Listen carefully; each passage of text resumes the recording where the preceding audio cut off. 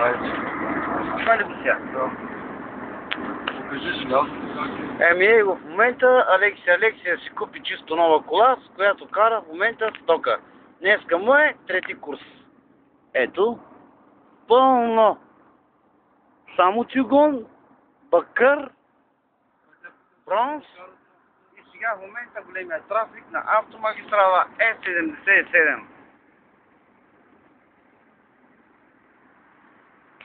Ето виждате в момента. Бом!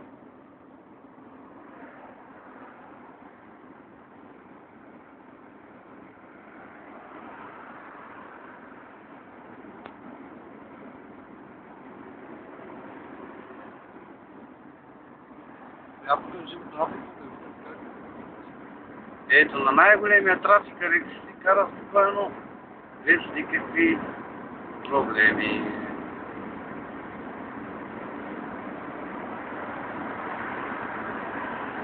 Километра в час. Алекси, пътя нали го помниш?